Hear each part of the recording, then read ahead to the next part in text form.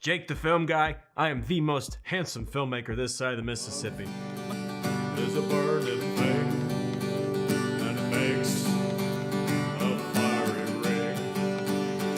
Microbudgeter.com, and if you are just now joining this series on the interview questions that you should be running by a W-2 employer, well, I encourage you to go back and check out the homework section, either video or read it in the blog, all linked below. And then, if you have gotten this far, well, dig in. Clearly, you've been doing your homework. You're ready to come out swinging. Bam! You got to show this employer that you are the man or the woman for the job. And by that, I mean everything that you tell them, you're going to communicate the value that you will bring to their business, nonprofit, church, group, whatever the case may be, as well as communicate everything that you're going to do to solve their problems. After all, they have problems. They created the position for you to fill it, hopefully with the mindset that you will be solving problems for them. So that's what you need to do. Relay everything that you're going to do for them as a solution to their problems. Think of the old timer who, when you give him the opportunity, starts off with storming the beaches of Normandy and ends up with playing bingo at the VFW. 15 minutes later, you have heard entirely his life story. But the point is, when you give him that opportunity, he comes out swinging, and you got to do the same thing when you have that first conversation with your future employer. Next up, you need to be yourself. If you have a bright, zany personality like Tony Horton, then be a bright, zany personality. Number 2, if you are an introvert, well, you need to work on this. I'm extroverted myself. However, regardless of where you are on that spectrum, you could even be somewhere in the middle, an ambivert. You need to smile. You need to be enthusiastic. You need to communicate energy when you talk to that future employer. Number 3, you need to share real weaknesses. Don't be like that Dragon Ball Z episode that cops out by powering up for 2.5 episodes before the real action starts. You need to give them something real and concrete. For example, when asked about my weaknesses, I'm always the first to volunteer that I have a hard time with information recall if the information I process is learned audibly. But to counter my weakness, I actively take notes where applicable. I always ask clarifying questions, and I have a daily assortment of, or rather weekly assortment that I do daily, brain exercises, activities to keep my old noggin sharp and to help with that information recall, especially when I am relying on that auditory sense. Now that's a lot of rigmarole, a lot of humdrum to communicate, so I just say, well, I'm always working on my listening skills. It is a weakness of mine. However, here's what I'm doing to work through and strengthen my listening skills. You can do the same, and you should. Last but not least, I recommend that you talk about your character strengths. And by that, I mean when they ask for your strengths, you talk about your character. Don't talk about your competencies. Your character would be defined and constituted by things like the fact that you show up 15 minutes ahead of every appointment, all the time. You take total responsibility. You own every mistake you make and everybody in your circle. Those are character strengths. As my favorite Canadian pastor, Carey Nieuwhof, would say, competencies get you in the door. Character keeps you there once you're there. All right, when it comes to that first round of interviewing, you need to have an army of questions for them. At the very end of the interview, they're going to ask you, do you have any questions for me?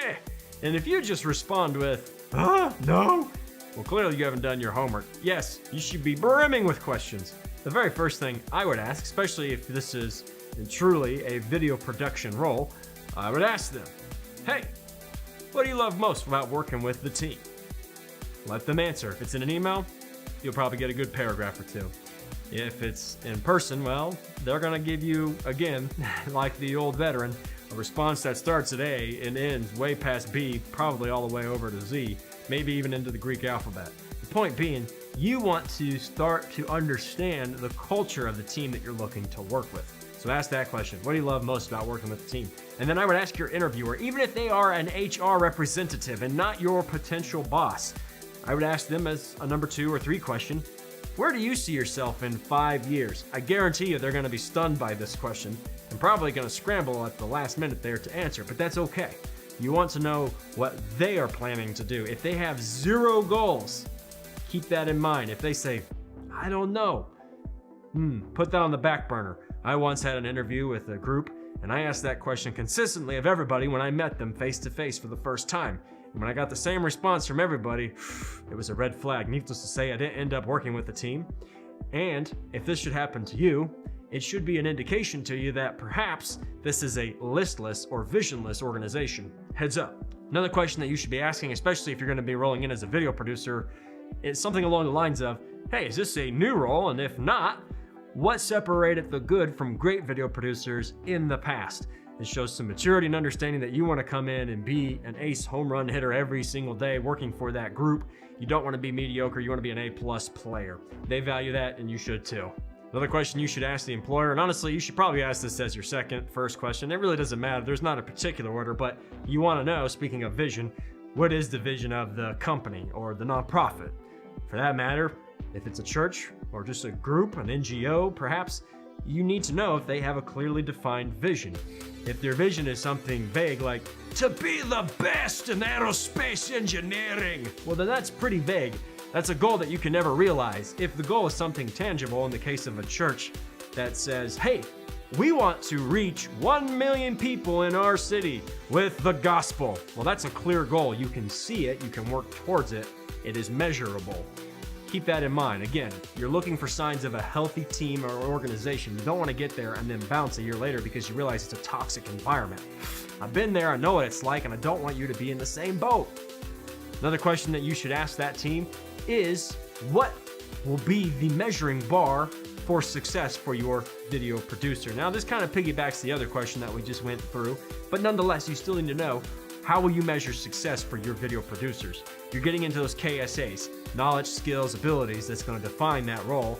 And in this interview or a subsequent interview, perhaps down the road, honestly, second, third, fourth interview, you want to know what are those metrics that we are going to be looking at in my annual performance reports. Why? Well, that goes towards your raise. B, that makes sure that you still are going to have a job. After all, if you really think about it, all of us work on commission. If we don't put out effort or results, we are fired. It's no different for the salaried or the commission-only employees.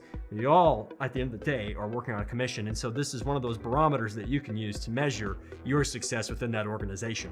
I have many more questions, at least 10 more, if not a dozen more, back at the site. You can see the link below. Check it out. Read if you can, and if you can't, I'll have more videos along the way, but there are additional resources in that blog post when you join the Bold Nation newsletter, which I encourage you to do so. I promise I won't farm out your information like Sony, Target, Facebook, or Google. It's not what I'm here for. My mission is to teach you how to land 4- and 5-figure video jobs, and as I learn about selling my script, I want to teach you the good, the bad, and ugly about developing a TV show. After all, we cannot, as individuals, create enough stories on our own, but if you are a believer, if you love film and video, you're in the right place because I'm going to share everything with you in that journey of developing a TV show. Until next time, I ask that you would hit the like button, subscribe if you haven't already, and then add a comment. Whoa, what should you comment about? I would love you to ask a question that you've asked a future or potential employer that was really rock solid. I'll add it to the list. Additionally, hit the share button. Share this video with somebody that is going out for a video job. Last but not least, I hope that you keep creating with the king, and I'll see you next time.